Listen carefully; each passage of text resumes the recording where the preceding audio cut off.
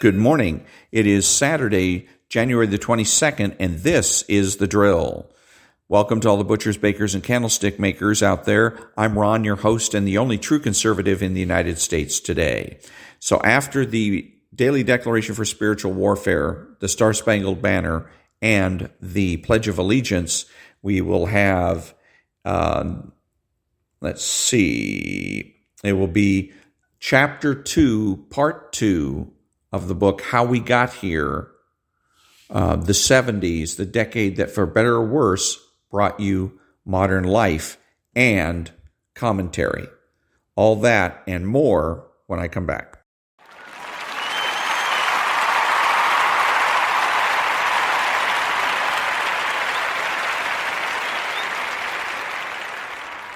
And now, the Daily Declaration for Spiritual Warfare for January 22nd. I will position you in heavenly places. I am the creator of all things and have given you blessings that cannot be measured. I've caused you to understand the mysterious plan that has always been hidden in my mind so that you can be filled with my power and authority. For you are not preparing for warfare against flesh and blood, but you will face warfare against the rulers of the darkness of this age and against the spiritual hosts of wickedness in the heavenly places. My power in you will release my angels to war against the spirits in the heavens who would block your prayers from being answered. I will give you an open heaven and will bind any demonic interference from the heavens through my name. Ephesians chapter 1. Prayer declaration. I am sitting in heavenly places in Christ, far above all principalities, powers, might, and dominion. God has positioned me in the heavens and allowed me to bind the principalities and powers that operate against my life through his power. I bind the prince of the power of the air, and I pray for the floodgates of heaven to be opened over my life. Amen. And that was the Daily Declaration for Spiritual Warfare for January the 22nd. Thank you.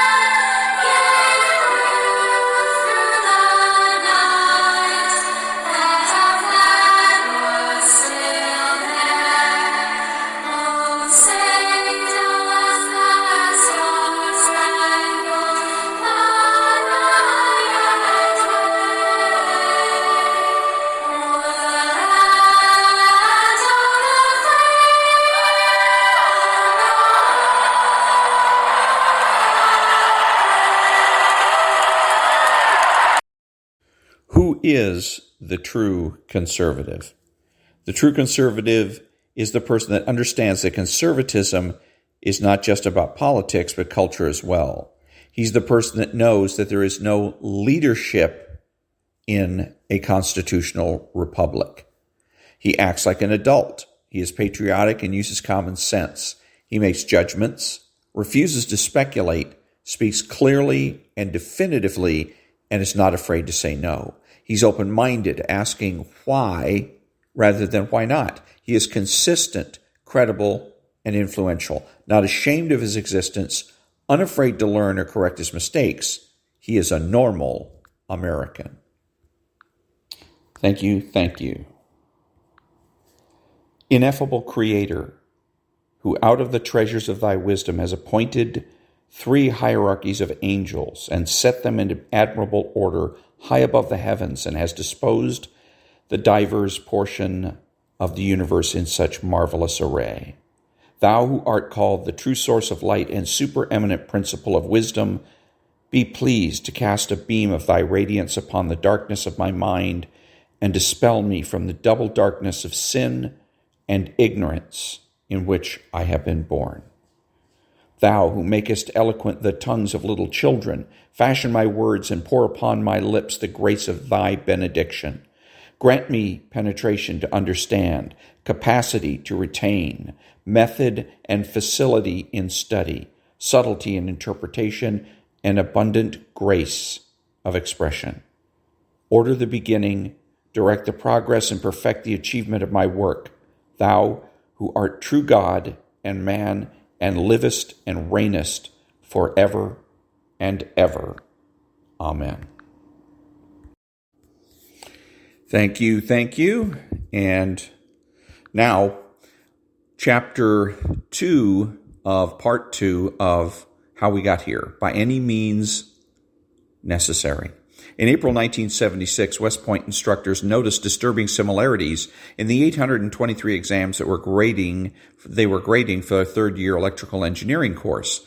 The exam had been a take-home paper, meaning that students worked on it in their own rooms using their texts and notes, and that created abundant opportunities to cheat.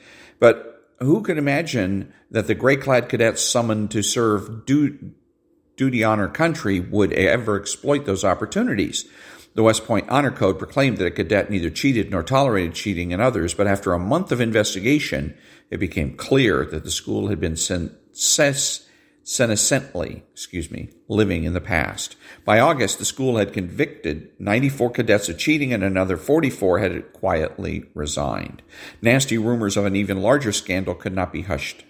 In April, the Washington Post quoted unnamed cadets complaining that the cheating scandal was much bigger than the school was willing to admit. In June, a cadet named Timothy Ringgold publicly charged that half the test takers, more than 400 students, had been involved in the cheating ring. Ringgold did not substantiate his charge, but 3 months later, in a gesture, it suggested that West Point felt remorse for singling out some students for punishment while others escaped. The Secretary of the Army announced that the expelled and dishonored cadets of the class of 77 would be permitted to apply for admission to the class of 79. Students have always cheated, even at West Point, but sometime after 1970, they seem to have begun cheating with a new brazenness. In a survey of high school students, the proportion admitting that they had cheated at least once on a test jumped from 34% in 1969 to 60% in 1979. The same survey found a rapid increase in the number of students who had stolen high school property as well.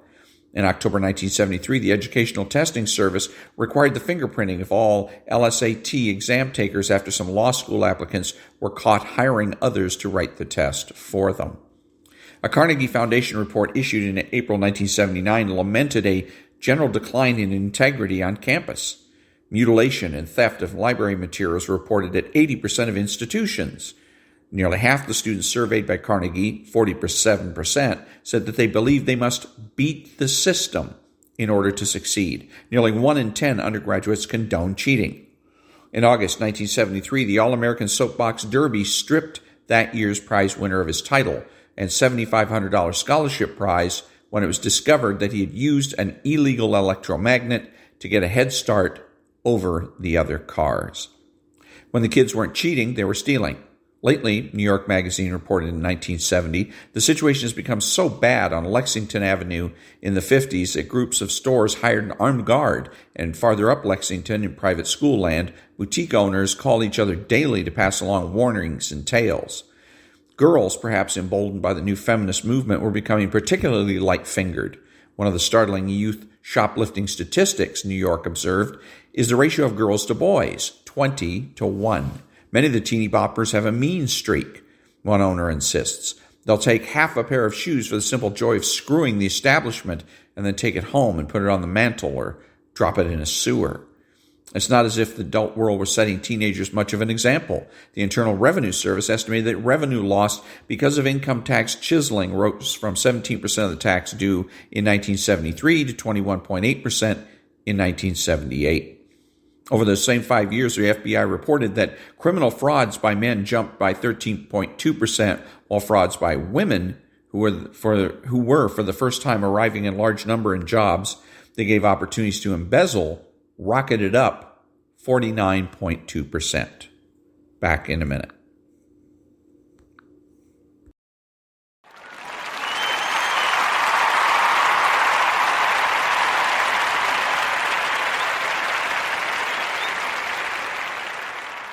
Thank you. For more than a century, individualists, bohemians, and dissidents had dreamed of a world in which human beings could make their own moral choices, unpressured by the conventions of society. Quote, "In this age," John Stuart Mill wrote in 1859, "the mere example of nonconformity, the mere refusal to bend the knee to custom is itself a service," unquote. The nonconformists now got their wish. Quote, "It has occurred to me," wrote a former Time editor in 1972 memoir, "that I've lived all my life for other people, not for their sake, like a saint, but on their say-so. Be nice to your mother, don't slap your wife, responsible fatherhood, succeed at the job, pick up your socks, don't offend anyone, don't make waves, conform. What do they expect? Do it. What is one's social role? Play it. I'm tired of all that," unquote. So tired, in fact, that he quit his job, left New York, and moved to Pago Pago. In one bestseller of 1973, How I Turned Ordinary Complaints into Thousands of Dollars, a New York lawyer named Ralph Sherrill divulged his secrets for getting satisfaction for his grievances. Unhappy about an inapt washing machine repair, he telephoned the manufacturer's vice president of customer relations, conned him into thinking Sherrill was a friend of the company's CEO, and extracted a new machine. He flew to California and discovered that his rental car was not ready. So he lied to the woman at the counter, told her he was a movie producer in a desperate hurry, and got a fancier car immediately. His phone company failed to correct an erroneous bill. He filed challenges to its pricing policies at the state regulatory body. When Sherrill's landlord wanted to demolish his apartment building, he took advantage of New York City's rent control laws to extract a larger apartment in another building at the same price, plus payment of his moving and hotel expenses, plus $25,000 cash. He endlessly threatened anyone who offended him with a lawsuit, which, believe it or not, the canon of professional ethics forbids lawyers to do. Litigious pests like Sherrill have been around as long as there have been law courts. What was unusual about Sherrill was the self-justification he offered. His books contended that middle-class Americans should feel entitled to lie and cheat. Quote, "More and more often we are forced to deal with unaccountable employees of large conglomerates or faceless bureaucrats whose telephones are busy, out of order, or worse, left unattended while they filch an extra coffee break or otherwise extend their on-the-job semi-retirement. Shoddy, overpriced goods and poor services are commonplace," unquote. Lies and threats are, under the circumstances, excusable forms of retaliation. One has to wonder if something like this a line of thought was at work in the minds of the exam cheaters, shoplifters, tax evaders, and embezzlers who proliferated in the 1970s. Politicians lie, the sons of rich avoid the draft, but the sons of the poor ship out to Vietnam. The daughters of the rich attend private school, while the daughters of the poor are bussed across town. Inflation enriches owners of real estate and other hard assets, even as it reduces the standard of living of wage earners. The system is crooked. They're robbing me. They owe me. In 1964, according to the University of Michigan's annual poll, fewer than one-third of Americans endorsed the complaint that, quote, "the government is pretty much run by a few big interests looking out for themselves," unquote. 64% took the sunny view that the government is run, quote, "for the benefit of all," unquote. 14 years later, the proportions were almost exactly reversed. 67% glumly espoused the few big interests answer. Only 27% endorsed the "for the benefit of all" alternative. Sourness and cynicism pervaded America of the 70s, and the sourness and cynicism have never quite lifted. It was to this cynicism that the great movies of the early 70s spoke, and in the turn, the movies, books, and television of the 1970s inculcated a deeper cynicism still. In 1969, Francis Ford Coppola and George Lucas co-founded the first domestic independent production company to have much commercial success, American Zoetrope. Their venture opened the way for a burst of cinematic creativity in the United States during the early 70s, arguably the finest period of American movie making. It was the early 70s in which the gangster movie displaced the Western. Criminal enterprise, not the opening of the continent, suddenly deemed the defining American metaphor.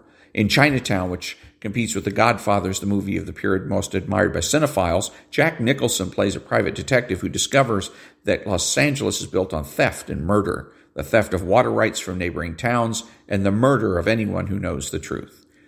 Chinatown won an Oscar in April of 1975, not for Jack Nicholson's magnificent acting, he lost to Art Carney, but in the long-forgotten Harry and Tonto, but for its paranoid classic screenplay. Cynicism about law seeps so deeply into American culture that a Watergate conspirator could, not altogether disingenuously, invoke it as an excuse for his misdeeds. In May 1973, Jared Stewart Magruder, the deputy director of the 1972 Nixon re-election campaign, attempted to extenuate his actions in testimony to the Senate Watergate Committee by noting that he had seen, quote, people I was very close to breaking the law in anti-war protests without any regard for any other person's pattern of behavior or belief. So consequently, when these subjects came up, I thought although I was aware they were illegal, we'd become somewhat inured to using some activities that would help us in accomplishing what we thought was a cause, a legitimate cause. You say a good cause hallows even war, said Friedrich Nietzsche's prophet Zarathustra. I say unto you, a good war halloweth any cause.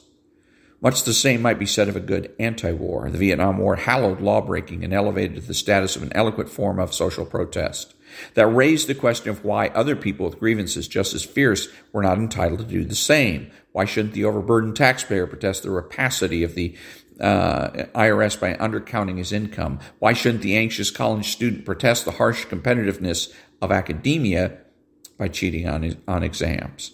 Why shouldn't the hard-pressed housewife protest inflation by slipping a package of steak under her coat? The power of the old answers to these questions was fading in the 1970s, and it has never really recovered. And that was chapter 2 of part 2 of the How We Got Here, the 1970s.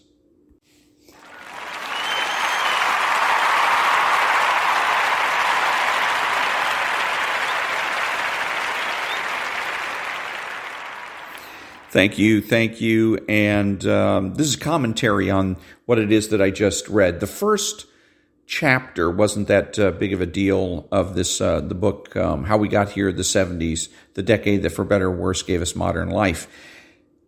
It wasn't that big of a deal because it was all about politics, and the truth is that it is our culture that shapes our politics.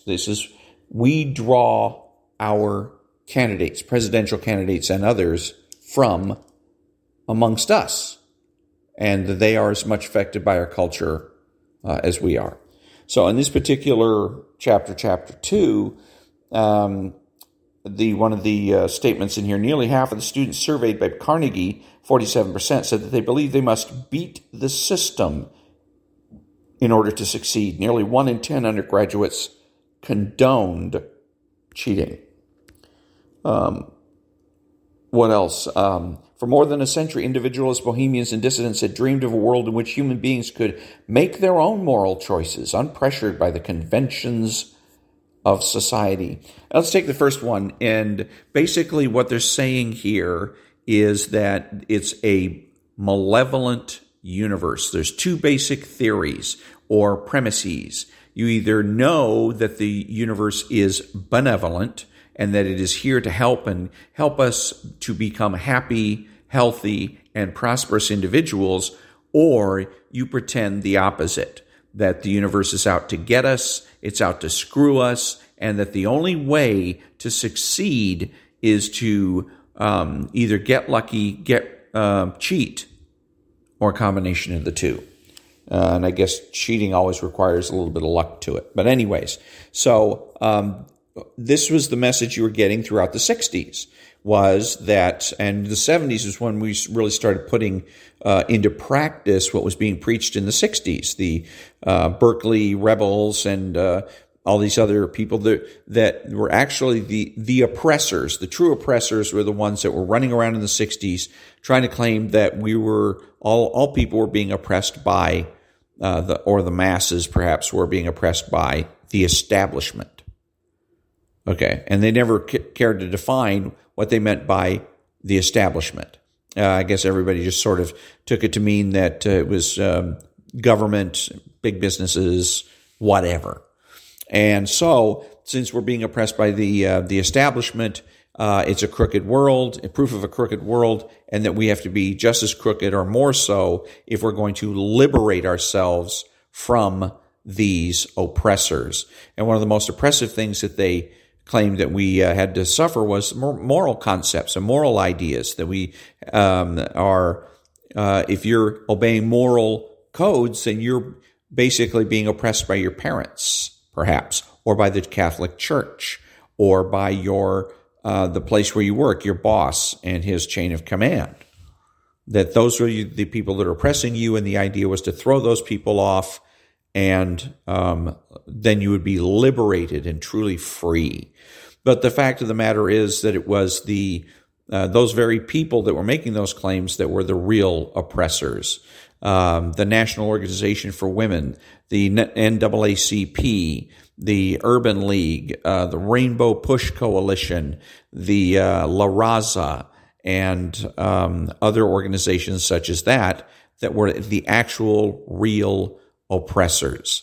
Prior to the 1970s and even to the 60s, people recognized that this was a benevolent universe. World War II seemed proof of it. We defeated evil. We defeated the Nazis, and we defeated the fascists all around the world. You would think that it would have, and we're freedom-loving people. And it was the people that were most rigid and regimented, that you would think that would be most ready for battle, most ready for war, and that would be the most likely to win, that ended up getting defeated, and in large measure because they were so regimented, because they were so ready for battle. So we defeated these people. So we come out in the 50s with an optimism, feeling that we've been vindicated. Freedom and liberty have been vindicated. Not only did we defeat these people, but instead of being just another invader, we fought a war to liberate people. We went into Germany, we went into France and Holland, and we went into China and to Japan and the Philippines and whatnot to liberate people, not to conquer, not to take territory, but to liberate people. And we won. And that was a validation of freedom, liberty, and most importantly, the benevolent universe premise. That the universe smiles on us. The universe smiles on us and wants us to be successful. Success is to be expected. So, the students that are going ahead and saying that they have to cheat to beat the system are people that have simply been influenced by perhaps the Students for a Democratic Society, I think it was called the SDS, back in the 60s, and other oppressive groups that are spend a lot of time getting a lot of press complaining to whoever will listen that the deck is stacked against you, and that unless you cheat and steal, etc., you have no hope of winning. And so that's where this comes from. This is the author, by the way, could have gone into this but didn't, as many people fail to do. They make a statement as though things are just self-apparent and doesn't get into the issues. It's philosophy, philosophical theory, and philosophical premises that are the foundation for everything in our life. If you want to find out, really truly understand what it is that is driving us, it goes right back to theory, philosophical theory. Look and read philosophical theory. Again, pick up the first place to start, Ayn Rand's book, Philosophy, Who Needs It? First chapter. And she explains how everybody's a philosopher, that being a philosopher is inescapable. That it's not a question of if, but of what theory that you're living your life under.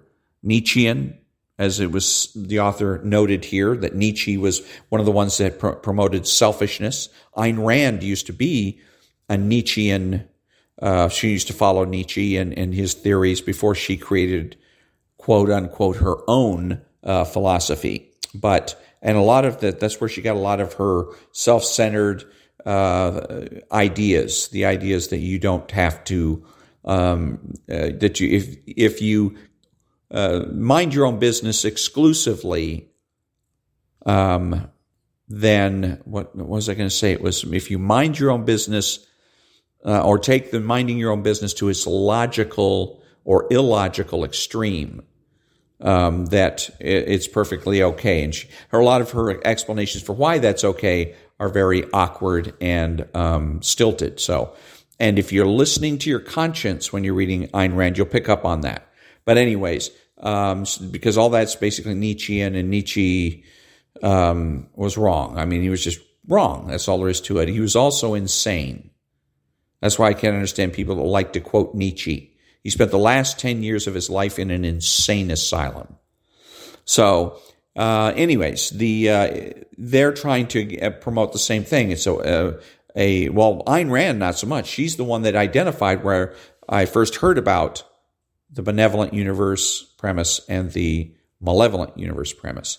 But it is the people that advocate selfishness, that advocate that you look out for number one and whatnot, that are operating on a malevolent universe premise. They're wrong. And so what you do about this is, number one, quit buying into this. You don't cheat because it's not necessary. We frown on cheating, and we even frown on luck. People get ahead because they hit the lottery, and we kind of smirk and okay, good luck and congratulations to you, but it doesn't get the same respect as someone who is self-made.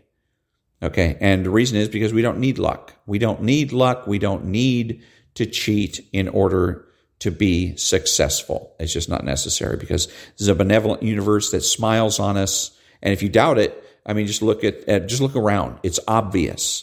Look at the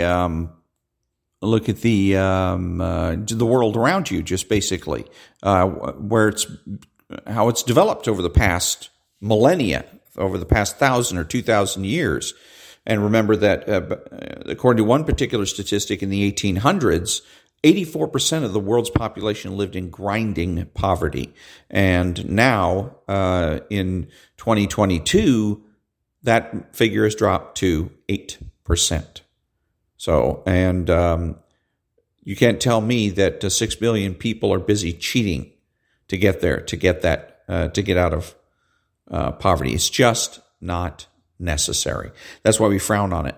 So the thing is for you to remember that. I don't need to cheat. Go out, pay your taxes, and live an honest life. You don't need to cheat, and teach your kids to do the same. Tell them not to cheat on tests and cheat in other areas of their life, lying, for instance, stealing. That all of that is unnecessary. And when I was growing up, it was consistent. We were, it was frowned upon, and it was punished. If you were caught stealing or cheating or whatever, you could expect to suffer the consequences.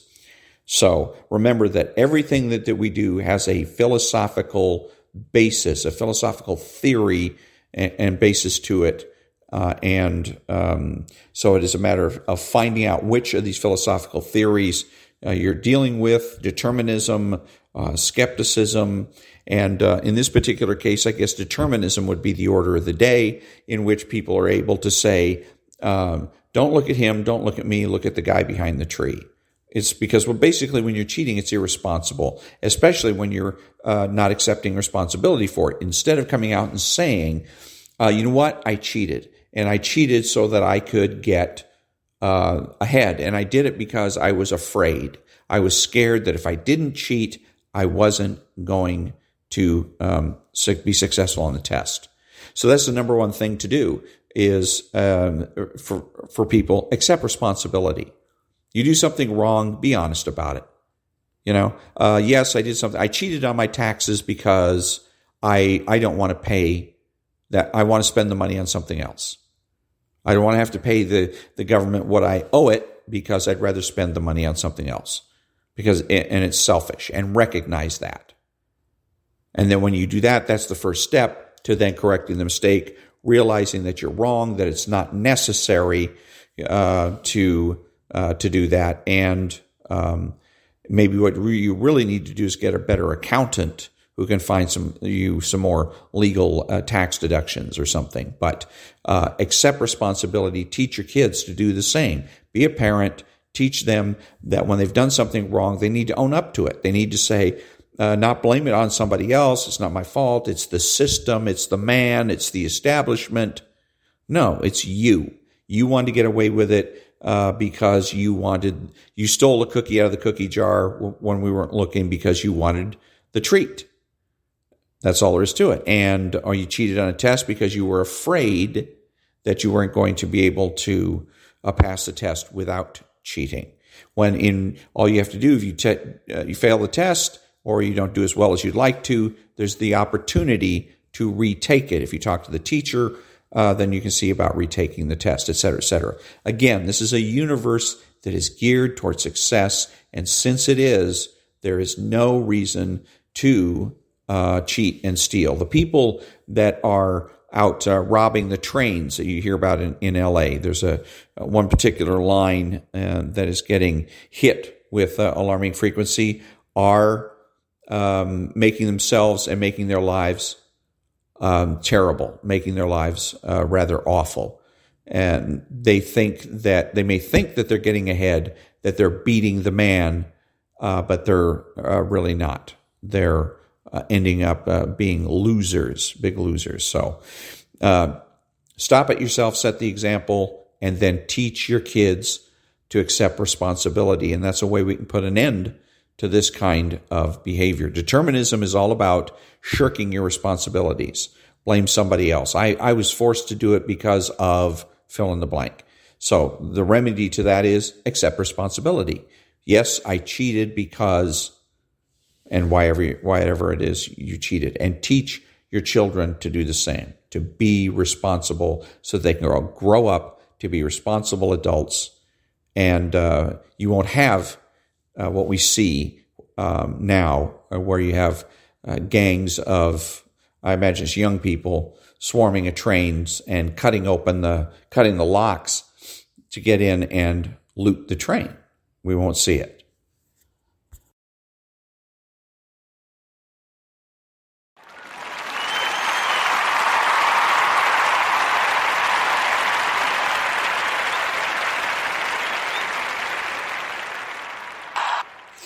Thank you. And this is Ron, your host, the only true conservative in the United States today, bidding adios to the butchers, bakers, and candlestick makers out there, and reminding you to be honest, to be smart, to be beautiful, and to remember that the left has no authority, no power, and they can't win.